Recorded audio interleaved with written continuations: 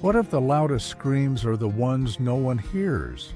What if your smile hides a storm no one survives but you? And what if Stoicism isn't calmness, but the courage to fight a war no one sees? There are days you walk around with silence that speaks louder than any scream. On the outside, everything looks fine. Your posture steady, your face calm, your words polite. But inside, it's chaos, a battlefield no one sees. You nod when expected. You laugh on cue. You keep showing up like nothing's wrong. But everything feels wrong. Your mind's been dragging you through hell, not with chains, but with memories. It throws shame at you like darts, replays every failure, every betrayal like a cruel director running the same twisted film over and over. And somewhere in that loop you began to believe it, that you're not enough, that you're broken, that this is where it ends. You wake up already exhausted. You sit in silence, but your thoughts, they scream. They whisper lies dressed as logic. You're too late. You've ruined too much. The best version of you is already gone. You try to fight back, but the more you resist, the more it pulls you under. This isn't just overthinking. This isn't just anxiety. This is mental warfare, and it's invisible. No one sees the war. They see the mask you wear. They think you're holding it together, but they don't see you staring at the ceiling at 3 a.m., your mind spinning like a hurricane. They don't hear the internal monologue that won't shut up, the one that says you're a burden, a failure, a ghost haunting your own life. They don't see that you've held yourself together with string no one else even notices. You've stood in front of the world with a straight face while falling apart behind the curtain. But this message isn't for people who are pretending to be fine. It's for the ones who are done pretending, the ones pushed to the edge, the ones pulled under by thoughts they didn't choose, the ones tired of carrying pain disguised as strength. This is for those who scream in silence and ache in peace. Marcus Aurelius once said, "You have power over your mind, not outside events. Realize this, and you will find strength."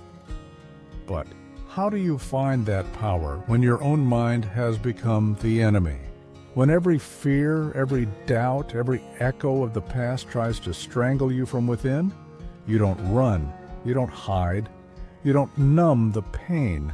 You walk straight into the storm, because that is what Stoicism teaches. Not fake smiles, not pretty quotes, but war, calm, cold, and real. It's standing firm in front of your own mind and saying, "I will not be ruled by shadows. I will not be dragged by lies. I will not die with my own hands wrapped around my throat." Stoicism doesn't pretend the pain isn't real. It forges you through it. It teaches you to face the fire, walk through it, and emerge stronger, not untouched, but unbroken. So understand this. This video isn't content. It's not a pep talk. This is war medicine. This is armor for your mind, a battle cry for anyone sick of being a hostage inside their own head. We're not sitting around hoping for peace. We're chasing it down. We're not dodging storms. We're ripping through them, eyes wide open. And by the end of this, that cruel voice in your head, the one that's lied to you, limited you, haunted you, will be unmasked. And you'll finally see it wasn't truth. It was just fear speaking in your voice. So don't blink. Don't skip. Don't look away. This might be the message that pulls someone back from the edge. And if that someone is you, drop this in the comments so the world knows you're done being a prisoner of your thoughts. I will no longer be a prisoner of my own mind. Let's break the chains. Together, you've heard the noise.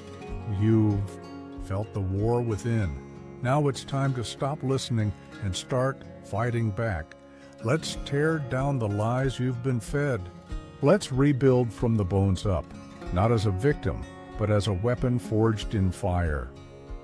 Let's begin with the first truth. 1. Your mind is not a mirror, it's a blade.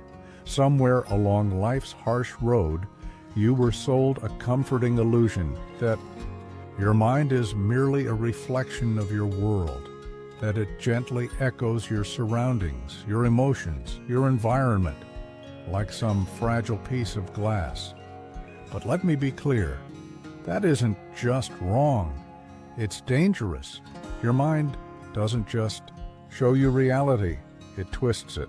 It filters everything through old wounds, past trauma, forgotten heartbreaks, and quiet failures. And through this warped lens, it convinces you that illusion is truth. It tells you that you're weak, broken, and stuck, that you're behind, lost, and hopeless. But none of that is real. It's not truth. It's a trap. And the cruelest part? That trap was built by your own mind. You think the enemy is outside you, that the world is holding you back. Wake up. The fiercest war is happening inside your skull. Behind your eyes, there's a battlefield. And if you're not armed, if you're not conscious, you're already losing. How many times have you imagined worst-case scenarios that never came true? How many dreams have you buried, not because anyone stopped you, but because a whisper in the dark said, "You're not ready"? That voice doesn't yell. It slithers. It creeps in during the quiet hours, feeding on your doubt like it belongs there. And the terrifying part is, you believed it. You trusted it. You gave it the blade and said, "Here's where to cut." That's not insecurity. That's self-betrayal.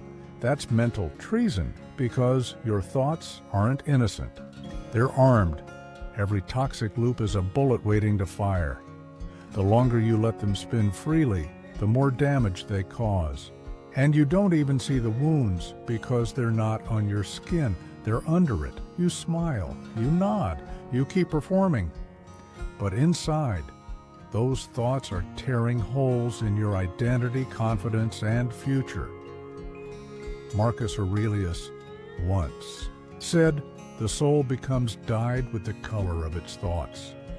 So ask yourself, what colors are soaking your soul right now? Fear, resentment, bitterness, shame, the life you're living, the quality of your relationships, your ambitions, your self-respect. It's all being painted by the palette inside your mind. If you want a different life, you don't just rearrange the outside, you burn the palette. You reforge your mind. No more mirrors. No more passive reflection. This is about transformation. You're not here to be soft. You're not here for fake smiles and good vibes only. You're here to become sharp, focused, dangerous, calm, but unshakable. That's what Stoicism is for. Not comfort, control. So next time your mind whispers, "You're behind," don't plead. Say, "I'm preparing." When it hisses, "You're not enough," say, "I haven't even begun." You don't argue with lies. You erase them, not with fantasies, not with blind optimism, but with deliberate, focused force. The kind of force that rips self-doubt out of your gut and replaces it with steel. The kind that rebuilds your spine, your tone, your presence. You don't beg your mind for mercy. You grab it by the throat and drag it into discipline, because the world doesn't. Pause when you feel stuck. Life keeps spinning. It keeps hitting. And if your mind keeps reflecting pain instead of piercing through it, you'll drown. Slowly, quietly. But if you train it, minute by minute, day by day, You stop reacting. You start commanding. You stop hoping your thoughts will be kind. You start making them bow. That's not fantasy. It's strategy. So now you know the battlefield is in your mind. And the question is, will you train your weapon or let it turn on you? That's what this is, warfare. And you're not the victim. You're the weaponsmith, the architect of your own resilience. If that truth hits you deep, drop this in the comments. My mind is my weapon. I will train it, not fear it. But don't just say it, live it, bleed it. Because once your mind bows to your will, the world starts to bend with it. Let's move forward. 2. Emotional pain isn't proof you're broken. It's a message. That stabbing ache in your chest, that acid twist in your gut every time you think of her, him, that moment you can't rewind. That isn't weakness. It's not evidence that something's wrong with you. It's your soul pounding on the walls you've built. It's your truth trying to break through the lies you tell yourself. That pain, it's not here to destroy you. It's here to wake you up. But here's the problem. We treat pain like poison. We run, we numb, we fake smiles, we scroll endlessly, we bury it under hookups, fake achievements, and distractions that feel like medicine, but rot us from the inside. But pain doesn't stay buried. It knows where you live. It whispers your name at 2 a.m. It waits for the moment your guard drops, and then it surfaces like a ghost. And you think it's punishment. You think heartbreak is karma. It's not. It's a blueprint. Your pain is a messenger, a brutal, unfiltered architect of change. If you have the guts to listen, it'll show you exactly where you're bleeding. It'll point at the rot you refuse to face. But what do we do instead? We lie. We say we're fine. We tell our friends we've moved on, yet your hands still tremble when her name shows up. Your voice still cracks when you speak of that dream you buried. And your silence, God, your silence, it screams louder than anything you've ever said. Marcus Aurelius didn't talk about pain like some scholar sipping wine under the stars. He wrote from the front lines of life, from grief, from pressure, from war. He said, "The pain is not due to the thing itself, but to your estimate of it, and this you have the power to revoke. That means you hold the blade. You decide, does this pain cut you down or carve you into something unbreakable?" But most people, they surrender. They let pain name them. They become the echo of what hurt them. They marry their heartbreak. They identify with their failure. And slowly, they stop living as themselves and start walking around as the scar. But if you still have even a spark of fire left in you, don't let pain speak for you. Stare it in the eye. Grab the message from its throat. Ask it, what truth have I ignored? What identity no longer fits? What version of me needs to die so I can finally live? Because that's the hidden code inside your suffering. There's a version of you that's already dead. And the only reason the pain still burns is because you're dragging its corpse. Let it burn. Let the pain scorch every part of you. Let it rip through your chest, drop you to your knees, shatter the illusion. But don't stay down. Stand up, eyes red, hands trembling, heart open like a battlefield, and say to the pain, "Thank you for the lesson. Now get the hell out of my way." You are not your damage. You are not the one who was left. You are not the almost, the could have been, the mistake. You are the fire that survived it all. And that makes you lethal. If you've ever clawed your way out of emotional hell, drop this in the comments. My pain didn't break me, it built me. Pain woke you up. It didn't break you. It revealed what still burns inside. And now it's time to confront the next enemy. Not out there, but the one inside your mind that whispers in your own voice. Because if your heart still aches, good. That means it still works. That means you're alive. And most importantly, it means you still have something worth fighting for. 3. Kill the inner narrator that keeps you small. There's a voice inside you that doesn't sleep. It's waiting when you wake. It doesn't shout. It doesn't slam doors. It slices. Quiet. Precise. Cruel. It lurks in the back of your mind, patient like rust. Just when you start to believe in yourself, just when you feel a flicker of light, it drips. Not all at once, but slow, poisonous drops. Guilt, shame, doubt, weakness. It waits. And it's been waiting for years, watching you second-guess your greatness, holding back your potential every time you hesitate, every time you silence your roar and shrink into yourself. You weren't born with that voice. It didn't come from your soul. It came from the shadows. It was forged from rejection, from cold stares that made you feel invisible, from mocking laughs that carved scars into your confidence, from quiet nights when you whispered to yourself, "Why does it always fall apart for me?" You didn't choose that voice, but you fed it with fear, with silence, with repetition. And now it walks through your mind like it owns the place. That inner narrator, it's not your guide, it's your captor. It mimics your tone, but it's not your truth. It's a fraud, a parasite. It doesn't want your growth, it wants control. Every time you hesitate, it sinks its teeth deeper. Every time you abandon a goal, it smiles. Every time you hold back your power, it tightens its grip. You want to know where the real war is? It's not between you and the world. It's between you and the script you didn't realize you were reading from. The one written by doubt, edited by fear, narrated by your past. You think you're lazy. You think you're too far gone. You think you're broken. But that's not you.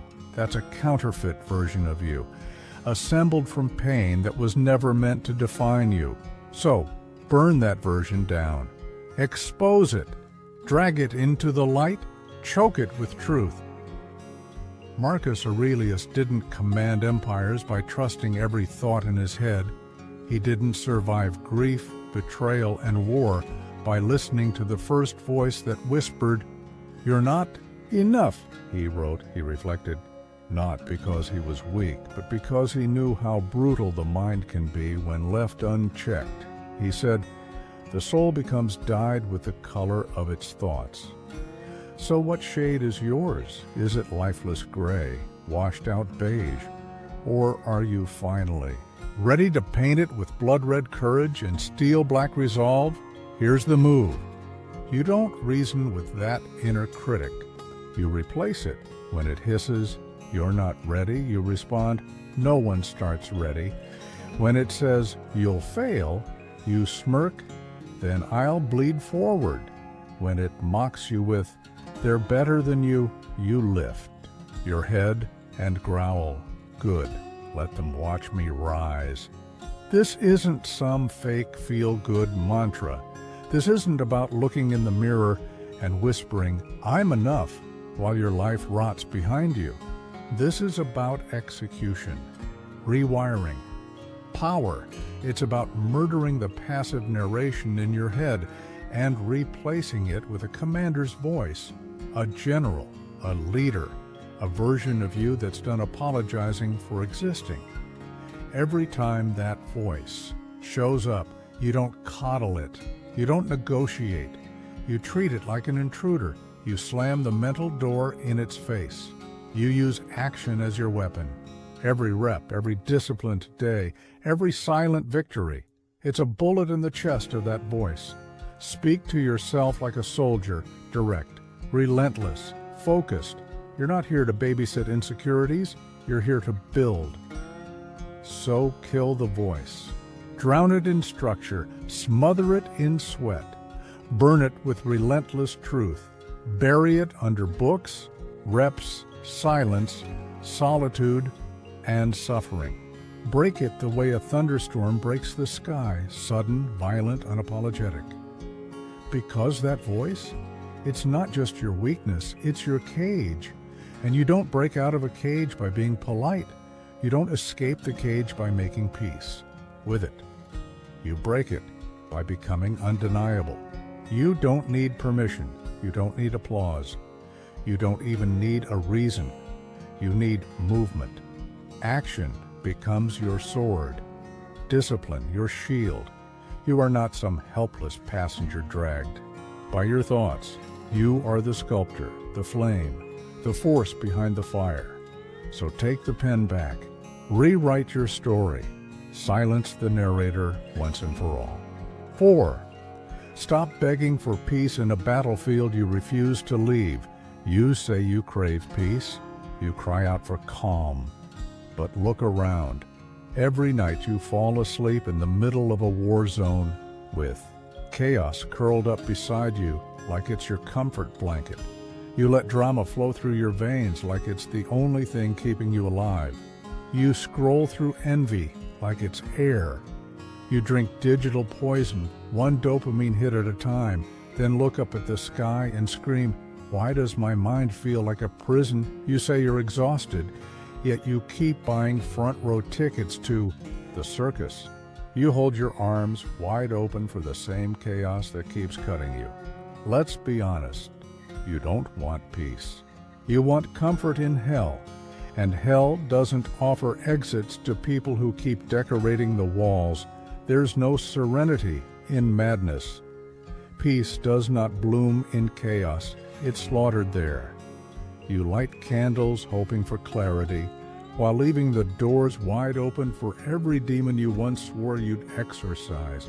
You read healing quotes in the morning, then by noon, you're texting ghosts you should have buried years ago. Don't confuse rituals with resurrection. You can meditate at sunrise, but if you spend the afternoon chasing closure from someone who never cared, that's not healing, that's hiding. You're not recovering. You're pretending. Marcus Aurelius said we must retreat into ourselves. But let's be real, your inner world has become a nightclub. And every night you crank the volume to drown out your own heartbeat. So ask yourself, who are you trying to save by destroying yourself? Who are you still clinging to, praying they'll someday feel like peace, even though every word feels like death by 1,000 cuts? Some people walk into your life with knives, not hugs. Some places weren't built to hold you. They were built to shrink you. Some habits wear disguises.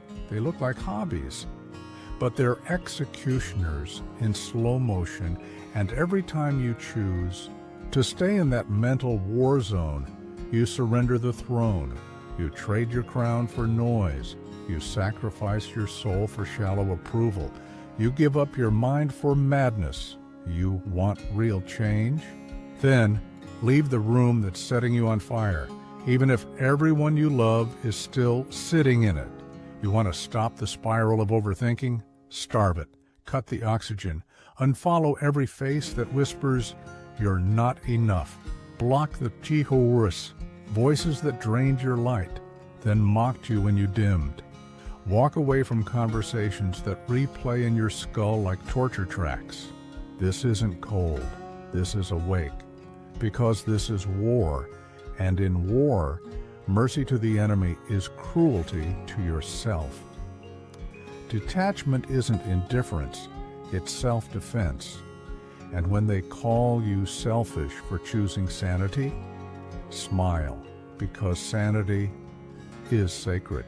No one gets to live rent-free in your mind unless they bring peace with them. Let them misunderstand you. Let them gossip, twist, distort, and spin stories. You're not living for applause anymore. You're not on a stage.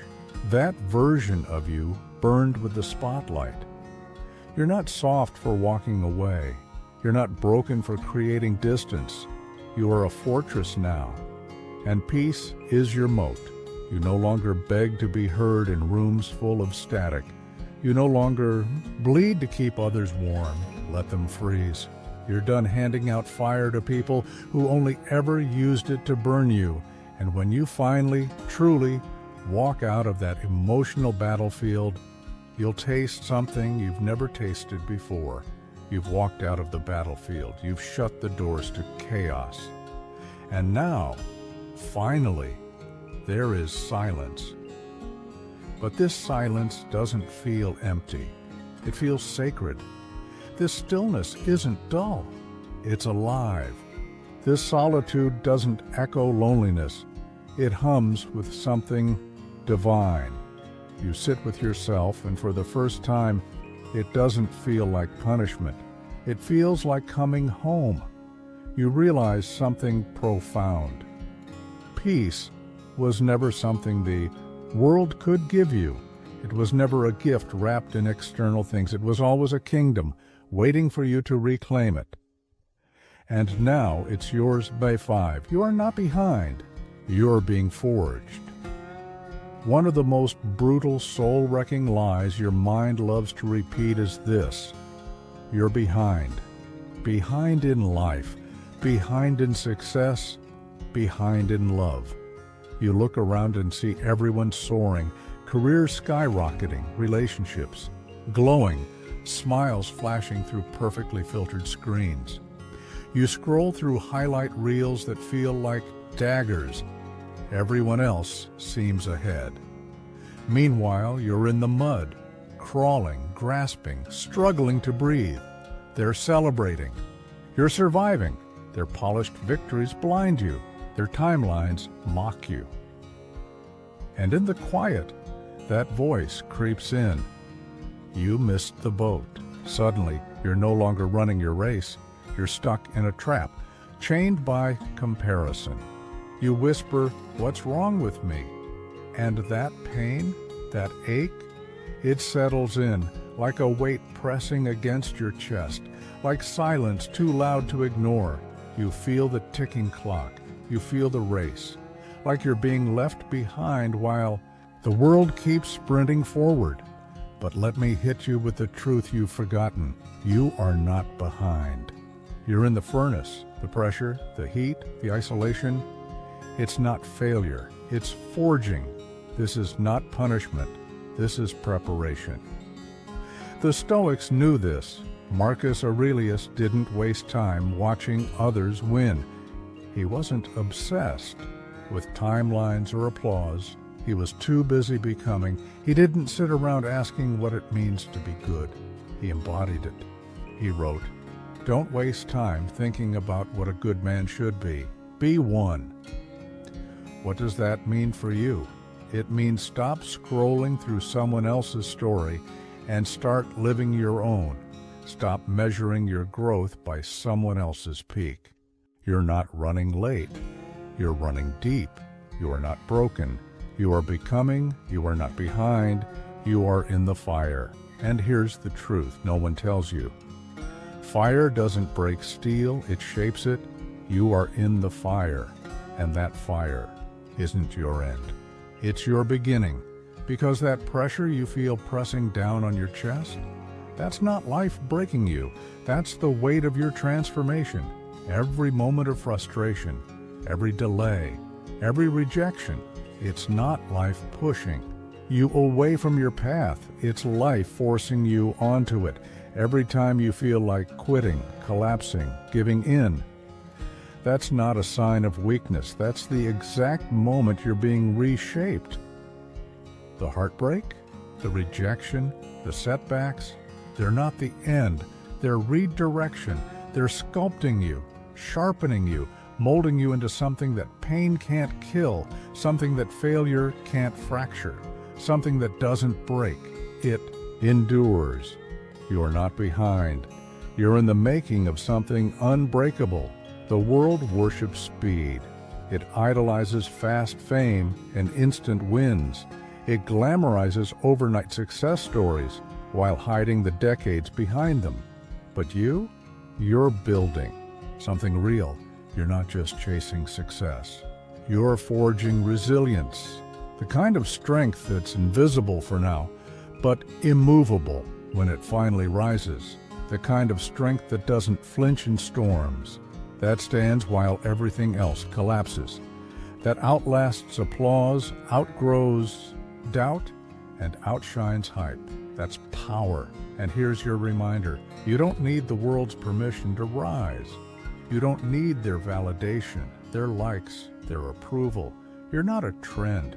You're not a flicker on someone's screen. You are a force. And forces, they don't announce themselves with noise. They erupt suddenly, silently, and change everything. Transformation is silent. It doesn't happen when everyone's watching. It happens when no one sees you. It happens at 3 a.m. when you're face to face with your demons, when the world sleeps and you're still grinding, still sweating in the shadows, still moving when every muscle in you screams to stop. That's the proving ground. That's the real battle. No camera, no crowd, no recognition, just you and the voice inside whispering, "Keep going." And here's the twist. No one sees it coming. They're not watching you. They're watching noise. They're busy chasing the next sparkly distraction. So when you rise, when you walk out of the fire untouched, unshaken, unstoppable, they won't know what hit them. They weren't ready for your storm. But storms don't wait for permission, and by the time they realize what's happening, it'll be too late. You'll already be above it, forged, hardened, here to stay. Your chapter is far from over. In fact, this is where it begins. So silence that voice telling you you're late. Silence the guilt. Silence the pressure. You're not behind. You've been in the fire. And the fire wasn't there to destroy you. It was there to forge you. And when that fire finishes its work, when the heat, the pressure, and the silence have done their job, you won't emerge as a copy of someone else's success. You'll rise as something the world never saw coming. Not a shadow, not a follower, a force. So keep going, keep grinding, keep becoming.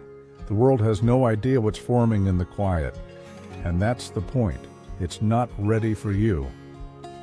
Not yet. And that's okay, because you don't need to be perfect. You don't need to have every answer, every step, every piece figured out. In fact, perfection is the enemy of all progress. Waiting until you're ready is how people stay stuck for life. But right now, this is your pivot point. This is where it shifts. No more dragging your past into your future. No more letting fear write the script. No more allowing mental chaos to keep your vision cloudy. Now it's time. Time to silence the voices that have haunted you. Time to kill the narrative that's kept you small, that poison in your mind. The one stealing your peace, feeding your doubt. It doesn't belong in your future. Burn it, replace it. Today, you stop running from your mind. You step into it with clarity, with fire. From this moment on, you train your thoughts like a warrior sharpens his blade, with discipline, with focus, with purpose. You become stoic, not because it's easy, but because it's necessary. Rooted in the present, immune to panic, unshaken by storms, unmoved by noise. You don't just exist anymore. You live with direction, conviction, and unstoppable resilience. So, if this cut deep, if it reached that part of you where the truth echoes long after the video ends, then don't walk away unchanged. Don't just listen, act. Tap that like button, not for the algorithm, but as a promise to yourself. Leave a comment. Let the world know you're stepping into your mind with strength. Drop this in the comments below. I burned my old thoughts to the ground. Now my peace rises from the ashes. Because when you say that out loud, when you put it into words, you're not just saying it, you're becoming it. And if someone you care about is still trapped in their head, still spinning in cycles of fear and self-doubt, send this to them. Not to inspire them, but to wake them, because this isn't just another motivational message. This is a call to arms, a movement of minds being sharpened, of souls stepping out of the dark, of people choosing clarity, strength, and sovereignty. You are not your fear. You are not your failure. You are not the version of you that stayed quiet in the face of pain. You are the fire. You are the forge. You are the storm they didn't see coming. And your new life, it starts now.